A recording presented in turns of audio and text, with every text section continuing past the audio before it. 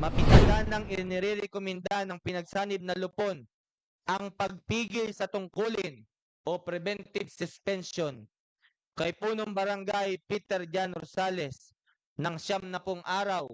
Personal na nagbigay paliwanag ang kasalukuyang punong barangay ng Santa Cecilia na si Kapitan Peter Jan Rosales matapos patawan ng 90 days preventive suspension ng Sangguniang Bayan ng Calauag, Quezon. Ayon sa inilabas na Memorandum Order ng Calauag, Quezon, nagugat ang umano'y pansamantalang pagsuspindi kay Rosales kaugnay sa kasong abuse of authority at paglabag sa Republic Act 6713 at misuse of barangay fund, gayon din sa evasion of privacy. Magalang ko pong hinihiling na pagtibayin ang panukalang kapasyahang nagpapatibay at nagpapataw ng 70 araw na pagpigil sa tungkulin o preventive suspension kay punong barangay Peter Jan Rosales ng barangay Santa Cecilia, Calauag, Quezon, kaugnay ng kasong administratibo na iniharap ni Ginoong Joselito G. Velasco laban sa kanya dahil sa salang abuse of authority, misconduct of public office at invasion of privacy. Nga tungkol po doon sa abuse of authority, ako po bilang isang dating halal na punong barangay ng ating barangay Santa Cecilia, ay wala po ako nakakitang abuse of authority.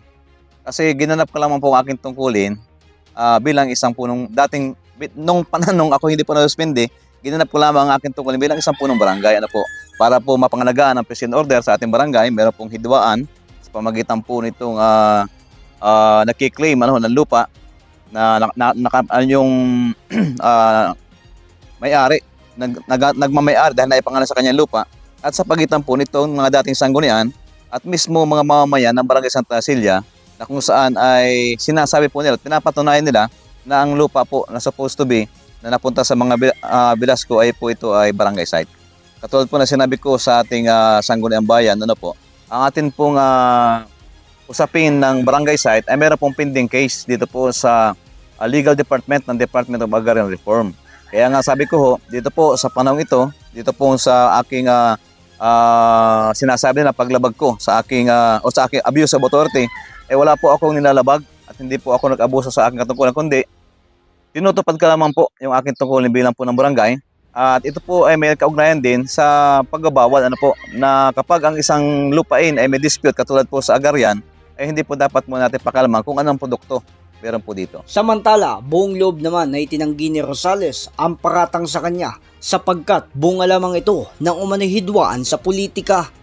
Ito pong usaping ito ay nagsimula pa doon sa unang dating punong barangay.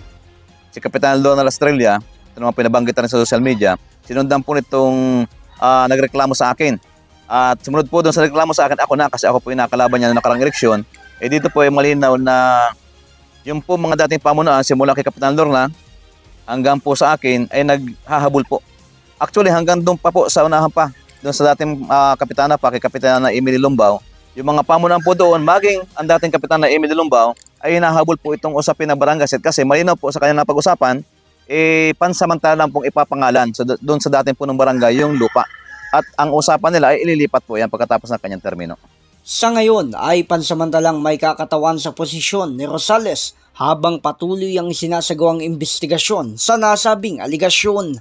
J. Martin, JKRS News and Public Affairs.